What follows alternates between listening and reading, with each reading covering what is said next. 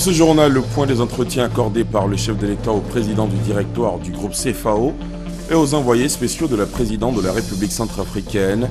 Les échanges ont porté sur le développement des activités de CFAO en Côte d'Ivoire et le réchauffement des relations ivoiro-centrafricaines. L'actualité, c'est aussi le démarrage officiel ce lundi de la révision de la liste électorale. Opération qui enregistre 2000 centres fixes de recensement et 500 équipes mobiles disponibles en Côte d'Ivoire. Et pour la diaspora ivoirienne, 53 centres dans 19 pays retenus. Également le démarrage aujourd'hui de l'examen de formation et d'éducation féminine IFEF. 484 candidats sont en lice. La ministre Anne-Désirée Oloto s'est rendue au centre de formation Père Antonio Selonas à la Riviera pour encourager les candidates. Et puis, à l'étranger, un second membre de la commission électorale au Burundi, Seni, a démissionné de ses fonctions et a fui le pays. Cela après la démission et la fuite au Rwanda en fin de semaine dernière de Spes Caritas Ndironkeye, la vice-présidente de la Seni. Voilà pour le sommaire. Bonsoir à tous, bienvenue dans la grande édition. À suivre également dans ce journal un document sur la coopération entre la Côte d'Ivoire et le Maroc, surtout dans le secteur de l'immobilier. La Côte d'Ivoire à l'école du Maroc, un sujet grand format à découvrir dans un quart d'heure. Premier titre de ce 20h, le point des entretiens accordés aujourd'hui par le chef de l'État. Alassane Ouattara a reçu le président du directoire du groupe CFAO. Ensuite, les envoyés spéciaux de la présidente de la République centrafricaine. Les échanges ont respectivement porté sur le développement des activités de CFAO en Côte d'Ivoire et le réchauffement des relations ivoiro-centrafricaines. Le compte-rendu d'Awa Touré. Le ministre centrafricain des Affaires étrangères, de l'intégration africaine et de la francophonie, Toussaint Congo Doudou, qu'accompagnait le ministre conseiller spécial à la présidence, Charles Kengwemba, était porteur d'un message de la présidente de la transition, Catherine Samba-Panza, au président de la République, Alassane Ouattara. L'occasion aussi pour le chef de la diplomatie centrafricaine de faire le point sur la transition en cours dans ce pays. Les choses évoluent dans le bon sens et vous avez suivi à travers la presse les efforts qui ont été réalisés par la présidente de transition. Nous sortons du forum de Bangui, un forum de réconciliation nationale, qui a vu la signature d'un pacte républicain sur la paix et la réconciliation nationale. Il y a eu un accord de désarmement entre les différents groupes armés et il y a eu un accord, grâce à l'appui de l'UNICEF et de d'autres partenaires, de démobilisation des enfants soldats. Le groupe CFAO ouvre une nouvelle concession automobile de 15 000 m² à Abidjan et envisage la réalisation de nombreux projets. Le président du directoire de ce groupe de distribution spécialisé, Richard Biel, est venu présenter au président de la République, Alassane Ouattara, l'ensemble des investissements de son entreprise en Côte d'Ivoire. Le groupe CFAO est très heureux de contribuer au développement rapide de l'économie ivoirienne, avec un taux de croissance de plus de 10% par an qui est prévu au cours des prochaines années. On a prévu de nombreux projets, donc notamment aujourd'hui l'inauguration d'une grande concession Toyota, la plus grande d'Afrique de l'Ouest, mais également d'autres projets qui sont tout à fait importants, avec récemment l'acquisition d'une usine en partenariat avec L'Oréal pour produire à Abidjan pour la sous-région, puis d'autres projets qui vont suivre en 2015, avec avant la fin de l'année l'ouverture d'un nouveau centre commercial, mais également des galeries commerciales avec ce qu'on appelle un food court, c'est-à-dire des aires de restauration rapide, qui sera donc un nouvel endroit de loisirs et pour faire ses courses à Abidjan. Donc on est très heureux de pouvoir annoncer cette ouverture très prochainement maintenant. On prévoit sur les 5 années qui viennent à peu près 170 milliards d'investissements sur la Côte d'Ivoire. Le président du directoire du groupe CFAO, Richard Biel, était accompagné du vice-président Ichiro Kashitami et du PDG de CFAO Côte d'Ivoire, Fabrice Desgardins. Après Abidjan, Richard Biel se rend à Kinshasa pour l'ouverture d'une autre concession automobile. On en vient au démarrage officiel ce lundi de la révision de la liste électorale, opération qui enregistre 2000 centres fixes de recensement et 500 équipes mobiles disponibles en Côte d'Ivoire et pour la diaspora ivoirienne. 53 centres dans 19 pays retenus. L'opération a été lancée à Yamoussoukro par le président de la commission électorale indépendante CEI, envoyé spécial dans la capitale politique, Léon Pro. Au groupe scolaire d'Ioulako 3, devenu centre de révision de la liste électorale, des requérants à l'ouverture des bureaux, Magloire pour changement de bureau de vote, échec en vue de sa première participation à des élections. En 2010, je n'avais pas encore l'âge de me faire enrôler. Donc comme cette année, j'ai l'âge, donc je suis venu me faire enrôler pour pouvoir voter. Précédemment, j'ai voté à Abidjan et maintenant je suis domicilié ici à Yamoussoukro. Donc je suis venu faire mon enrôlement pour mon nouveau lieu de vote. Seulement la carte nationale d'identité ou le certificat de nationalité selon qu'on est ancien ou nouveau majeur électoral pour s'inscrire. L'opération en 2 phases, enrôlement et relevé des données alphanumériques.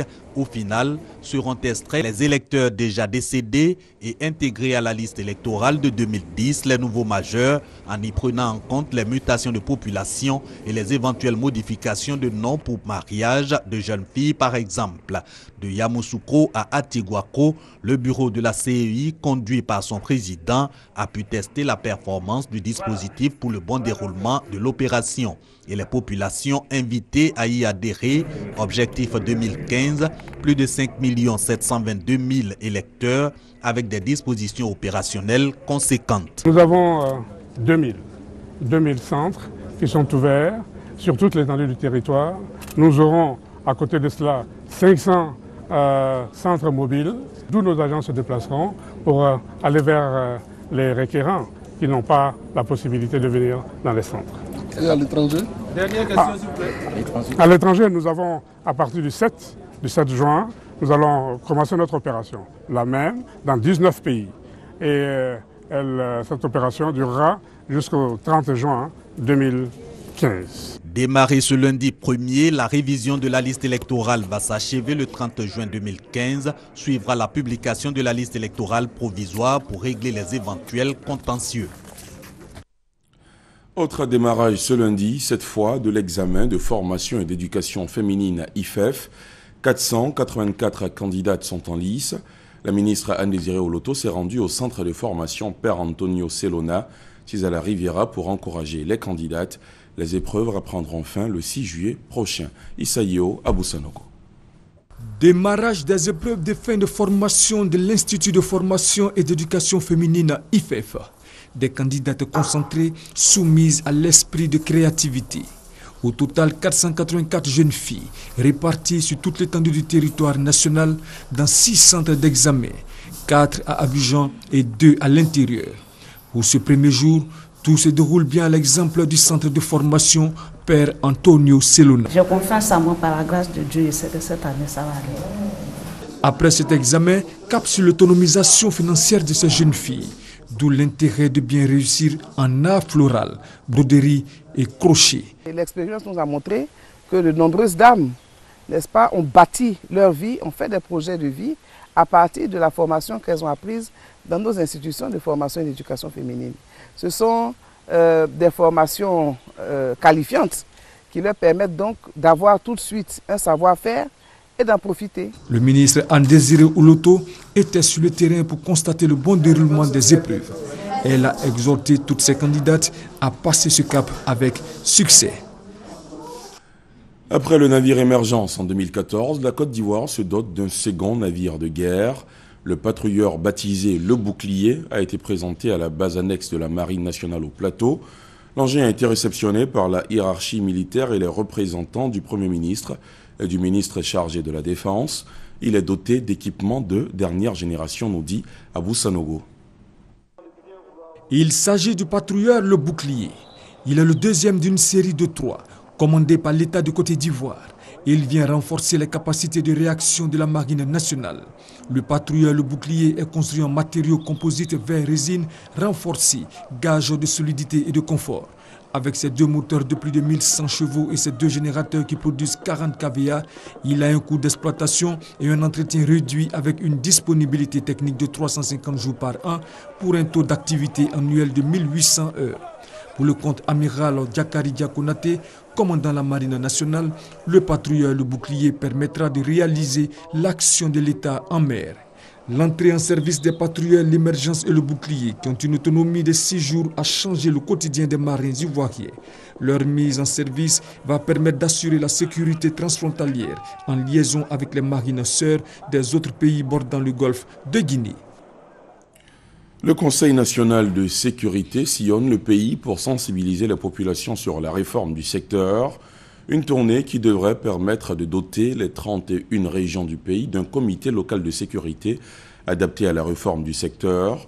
Les populations ont été exhortées par ailleurs à collaborer avec les forces de l'ordre en vue de les rendre plus efficaces. Soro Corona, Kwadio Kwame.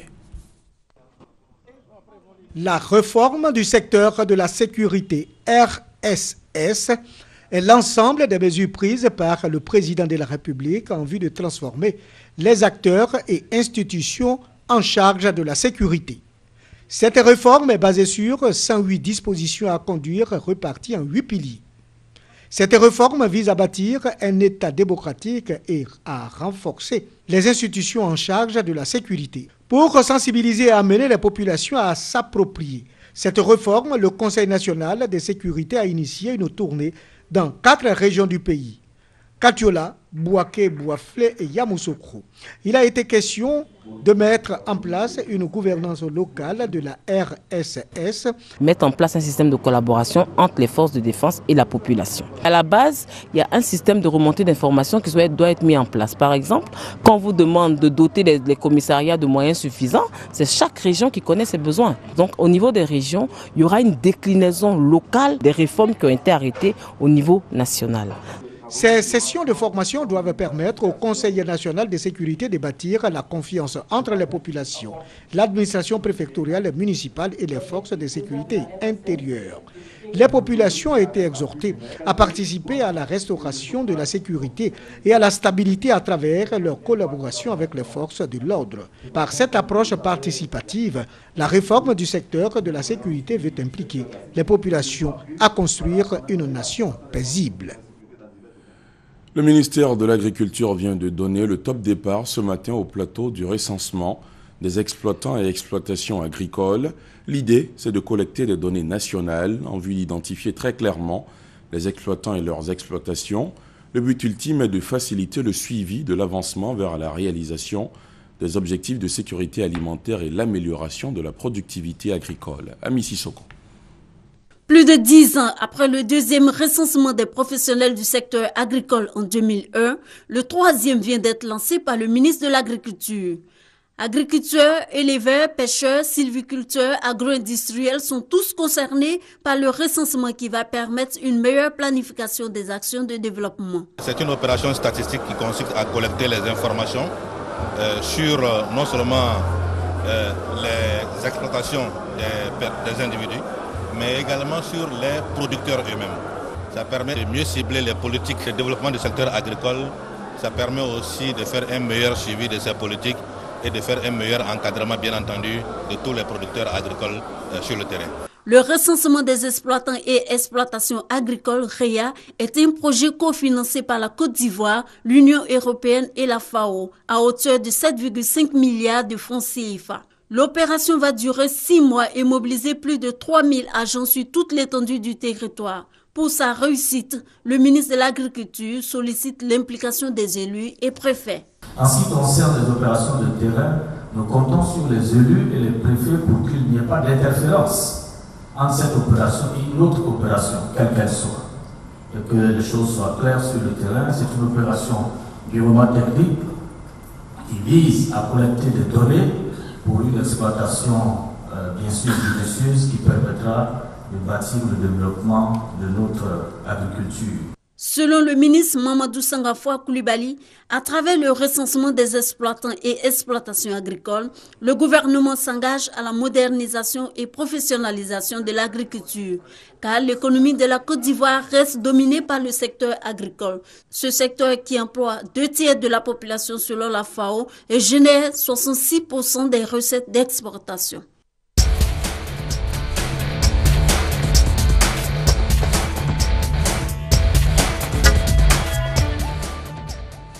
La proximité avec le Maroc, un avantage pour la Côte d'Ivoire. Le royaume chérifien, réputé pour son expertise en matière de promotion et de construction immobilière, inspire la Côte d'Ivoire qui veut s'appuyer sur cette expérience pour améliorer le cadre de vie de sa population en matière de logement. Cette volonté a été exprimée lors d'une mission de prospection initiée conjointement par Maroc Export, la Fédération des industriels et des matériaux de construction FMC et le président de la commission PME-PMI à la Chambre d'industrie et de commerce du Maroc.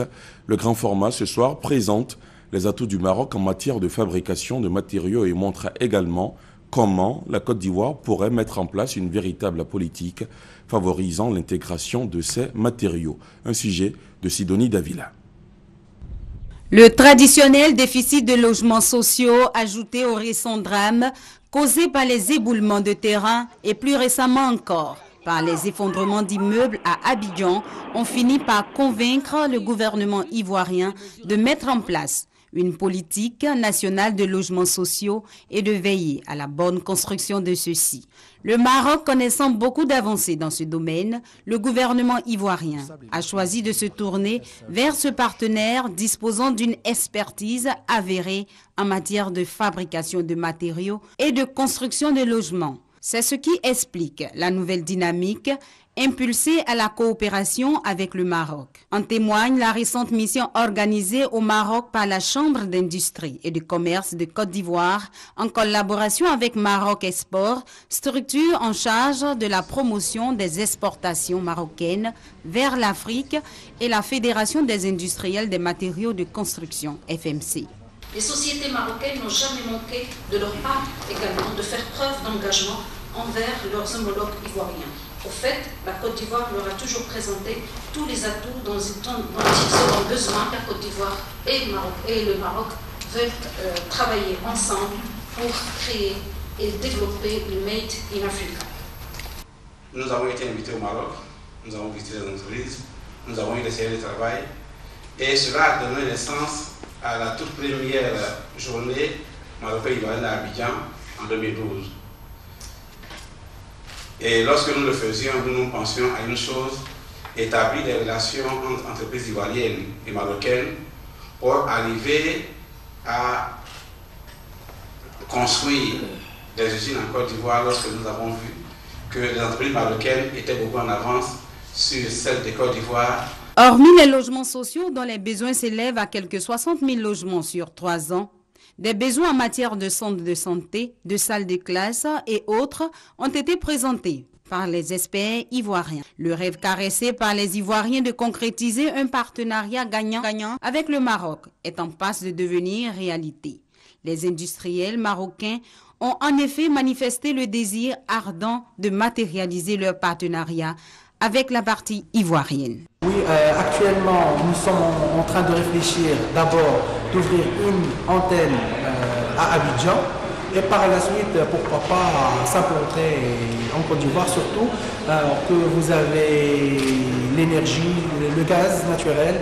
Un autre atout dont pourrait bénéficier la Côte d'Ivoire dans ce partenariat avec le Maroc, c'est la qualité des outils de contrôle des matériaux de construction. Notre rôle, c'est de nous assurer, avant d'abord la mise en œuvre de ces matériaux, de ces produits, de s'assurer qu'ils sont résistants, qu'ils permettent de donner lieu à un bâtiment stable.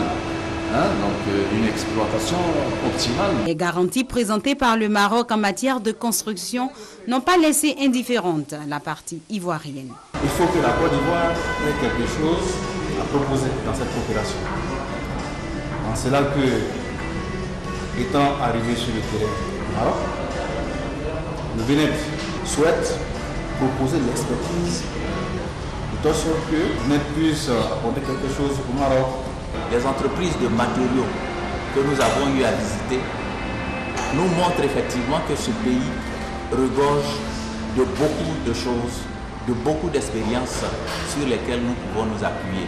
Une autre source de satisfaction, ce sont les emplois que pourraient générer les différents projets de construction évoqués par les parties marocaines et ivoiriennes. Pour intéresser un plus grand nombre d'opérateurs impliqués dans l'immobilier et la fabrication de matériaux de construction, une autre mission dans le royaume chérifien est prévue dans la première quinzaine de juin. Il est question que nous, le parti économique, nous nous saisissions de cette vision de la République pour contribuer à l'émergence de notre pays. Nous commençons un processus et nous avons un objectif. Et il y a la deuxième étape, il y a la troisième, il y a la quatrième. C'est à partir de ça que nous pourrons dire que nous sommes satisfaits. Nous ne faisons que commencer. La mission de prospection dans le royaume chérifien, qui s'est tenue du 3 au 7 mai 2015, a vu la participation des experts des ministères de l'Éducation, de la Construction, du Bureau national d'études techniques et de développement, BNET, toujours fidèles aux principes de solidarité et de partenariat qui animent leur coopération. La Côte d'Ivoire et le Maroc veulent une fois de plus booster leurs relations à travers des projets immobiliers qu'ils comptent d'ailleurs mener dans un partenariat gagnant-gagnant. Un partenariat gagnant-gagnant qui se renforce davantage avec la présence à Abidjan du roi du Maroc, Mohamed VI. Le roi du Maroc aura un entretien avec le président Alassane Ouattara demain en début d'après-midi à 13h exactement au palais présidentiel. Merci au service politique et actualité internationale pour ce grand format. À tous ceux qui s'intéressent à la langue chinoise, vous disposez désormais d'une structure pour l'apprentissage de la langue et la culture chinoise à travers l'Institut Confucius, institut établi à l'université Félix Houphouët-Boigny de Cocody. Les parties ivoiriennes et chinoises ont procédé au dévoilement de la plaque de l'Institut au cours d'une cérémonie solennelle jeudi. Armo Boyi, Abou Sanogo.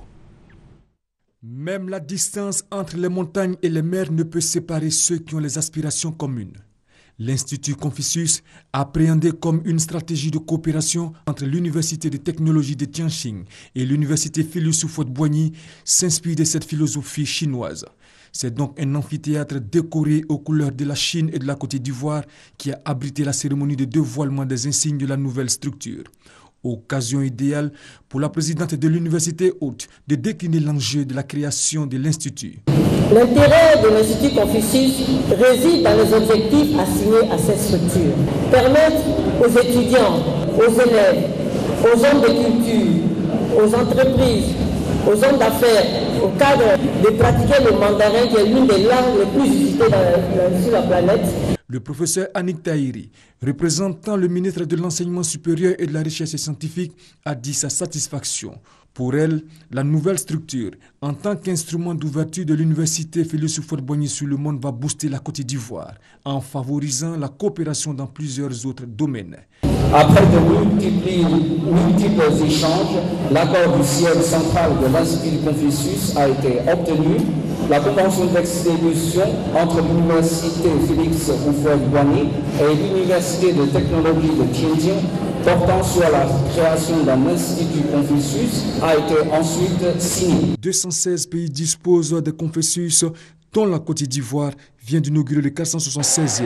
L'Institut ouvre ses portes à ses premiers étudiants en politique. Cette cérémonie d'hommage au président de la République, elle a eu lieu dans le Moronou le week-end dernier. Plusieurs messages favorables aux actions du chef de l'État y ont été prononcés. Sidonie Davila. Tout le Moronou debout derrière le président Alassane Ouattara. Pour témoigner leur soutien au chef de l'État, ce samedi, les populations sont sorties massivement pour prendre part à la cérémonie d'hommage initiée par Awandoli Théophile, directeur de cabinet du Premier ministre Daniel Kablan-Duncan. Alassane Ouattara constitue assurément la nouvelle chance de la Côte d'Ivoire, la porte vers un horizon nouveau de prospérité et de bien-être pour toutes les populations vivant en Côte d'Ivoire. Monsieur le Premier ministre, vous pouvez donc rassurer le président Ouattara du soutien total, sans faille, de ses frères et sœurs du Moronou. Le Moronou se tient dès à présent et résolument derrière le président Alassane Ouattara pour lui donner le moment venu toutes les voix du Moronou. Les populations dans toutes leurs composantes ont félicité le président de la République pour ses actions de développement. Elles ont souhaité que leur localité en bénéficie également. Ces populations ont exprimé leurs besoins en eau, en électrification, en centre de santé, pour ne citer que ceux-là. Des besoins dont le plus imminent est le bitumage de l'axe Akupé, Abongwa et Kotobi.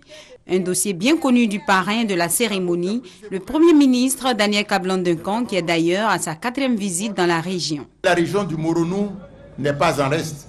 Bien plus, diverses infrastructures et réalisations ont été faites, notamment dans le cadre du PPU, du projet ou dans le cadre du budget général de l'État.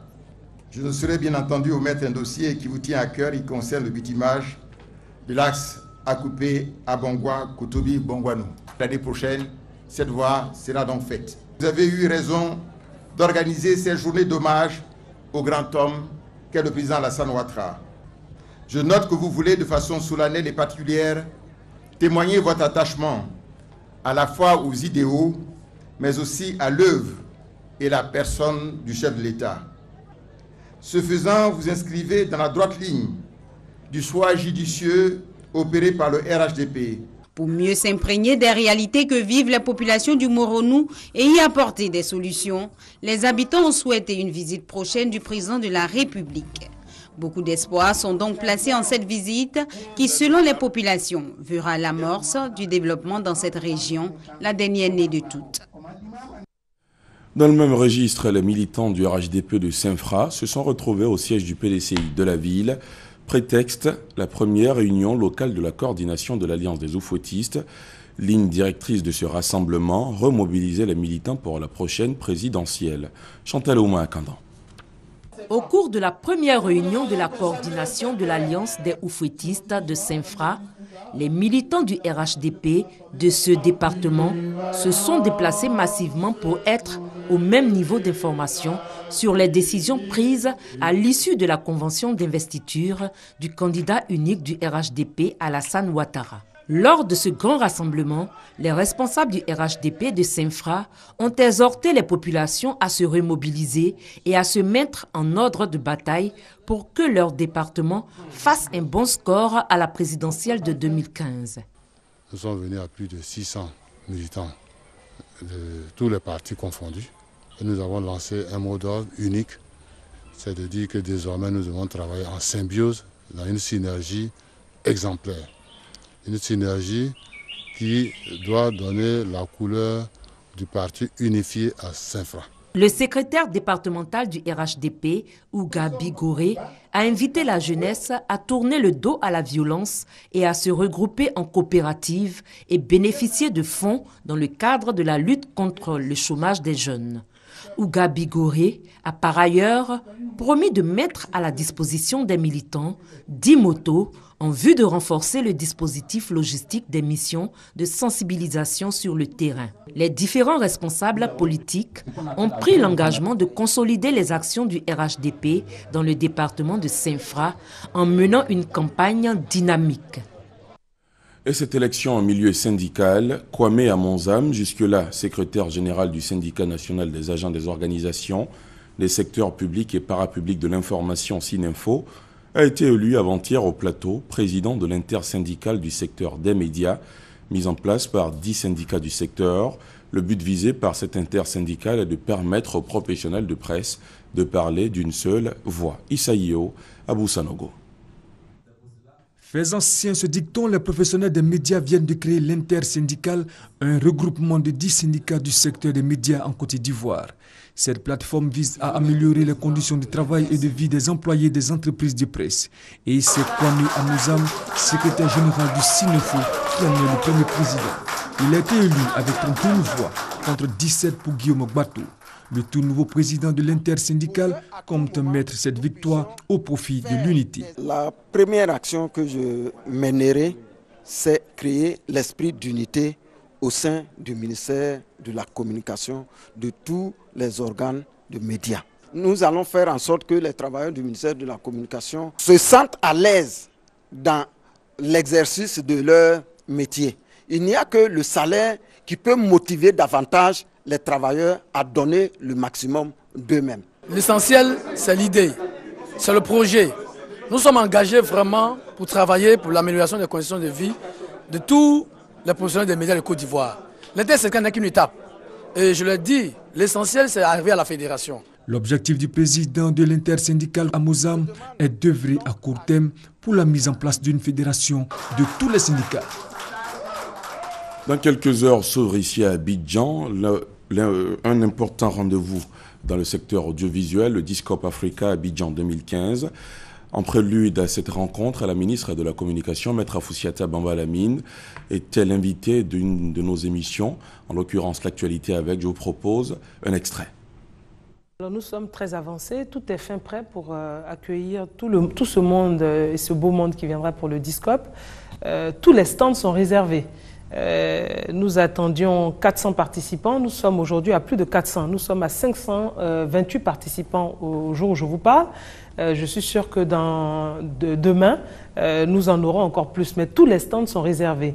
La difficulté pour nous, c'était de savoir d'ailleurs comment nous allions répondre effectivement positivement à toutes les demandes qui ont été faites. C'est pour dire que le Discope est vraiment un événement. Cette émission vous sera proposée en intégralité après ce journal. À l'étranger, le bilan monte à 69 morts dans l'incendie d'un camion-citerne aux abords d'une gare routière très fréquentée à Onitsha, dans le sud du Nigeria.